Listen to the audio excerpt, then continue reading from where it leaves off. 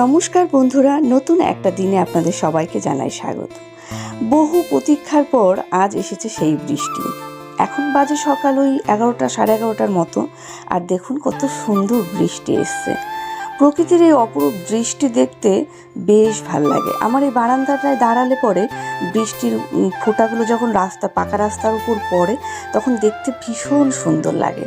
তাই বাইরেটায় চলে এলাম, ওদিকে রান্নাও বসিয়ে এসেছি, কিন্তু এতক্ষণ এত মেঘ ডাকছিল যার জন্য আমি বাইরে আসতে পারিনি। তাই এখন একটু এসে বৃষ্টিটাকে দেখছি। বৃষ্টিতে সেরকম হাওয়া সেরকম নেই, ঝড়ও সেরকম নেই, জাস্ট হালকা হালকা হাওয়া হচ্ছে, ঠান্ডা হাওয়া, আর তার সাথে বৃষ্টি। দেখুন গাছের পাতাগুলো কি সুন্দর দুলছে। এই বৃষ্টি দেখতে সবারই মনে হয় ভালো লাগে।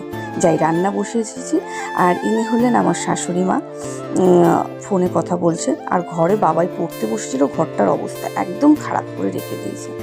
আজকে সোমবার, নিরামিষ, আমি করব সয়াবিনের তরকারি, আর এদিকে মটর ডাল দিয়ে আম দিয়ে টক ডাল শাশুড়ি মা খেতে চাইলেন, আর পটল ভাজা আর বক ফুল এনে রেখেছি, এই বক ফুলের বড়া ভাজবো। বিছানাটার অবস্থা একদমই খারাপ করে রেখেছিল, বৃষ্টি আসার জন্য জানলা ফালনা দিয়ে দিয়েছিলাম, না হলে না ঘরের মধ্যে ছাট চলে আসছিল।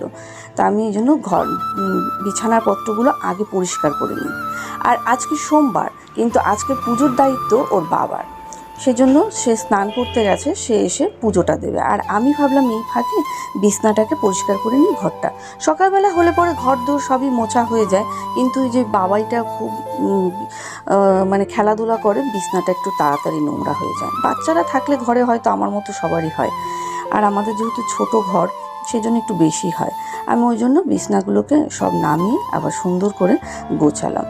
বাবাইটা খেলাধুলা করে ঘরের মধ্যেই, যেহেতু আমাদের বাড়িতে কোনো উঠোন নেই, সেই জন্য ও কী করবে, দুটো ঘরের মধ্যে বারান্দা দিয়ে এইটুকুই হলো ওর খেলার জায়গা।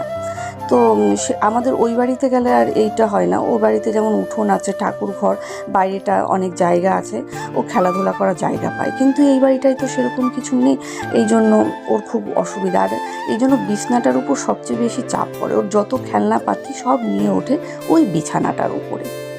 তো যাই হোক, কথা বলতে বলতে আমার বিছানাটাও গোছানো হয়ে গেল, আর বাবাই আমাকে অনেক হেল্প করে। এবার ওই পুতুলগুলোকে ও বিছানার উপর সাজাবে, ওরা নাকি মিটিং করবে, আর আমাকে তাদেরকে সব আদর করতে হবে। আর তাই জন্য আমি ওদেরকে আদর করে করে সব বসিয়ে দিচ্ছি। এগুলোকে সব ওর সাথে, এগুলো সব ও ঘুমানোর সময়ও নিয়ে ঘুমাবে। এবার সব কিছু আবার আমি ভেতরে ঢুকিয়ে দিয়েছি। বাবা এগুলোকে সব টেনে টেনে বের করে দেয়। ও সব কিছু খোলা শিখে গিয়ে আরও বিপদ হয়েছে, সব তালা খুলতে শিখে গেছে। তাই হোক, আমার বিছানাটা গোছানো হয়ে গেল।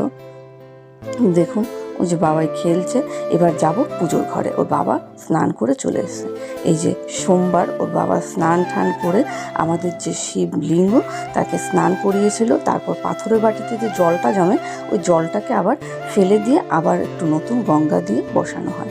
আমরা যখনই স্নান করাই শিব ঠাকুরকে ঘি, মধু, অগরু, গঙ্গা জল সব দিয়ে স্নান করাই। তো দেখুন আমার শিবটার বয়স হয়ে গেছে মনে হয় এই 6 বছর। এই আমার বিয়ে হয়েছে, বিয়ের পরে আমি এই শিবটা ওই বাড়ি থেকে প্রাণ প্রতিষ্ঠা করে তারপর নিয়ে এসেছিলাম এই শিব আমার এই বাড়িতে রাখার জন্য। তো এই 6 বছর মতো এই শিব ঠাকুরটা আনা হয়েছে, আর ওর বাবা ফুল ঠুল দিয়ে সুন্দর করে সাজিয়ে দিয়েছে। আজকে পুজোর জন্য আনা হয়েছে সব ফল টল, নতুন ফল। লিচুটা এই পর্যন্ত আনা হয়েছিল না, তা আজকে ওর লিচু নিয়ে এসেছে, আম নিয়ে এসেছে ঠাকুরকে দেওয়ার জন্য। আম দুধ আগের বৃহস্পতিবার দিনই ঠাকুরকে দেওয়া হয়েছিল, যেহেতু বৈশাখ মাস চলে যাবে সেই জন্য। আর এখানে ও প্রদীপ দিয়ে করে নিচ্ছে আরতি সুন্দর করে। এরপর ধুনুচি আসবে, ধুনুচি দেখাবে। তো এটাই ছিল আজকের মতো আমার ছোট্ট একটা ব্লগ।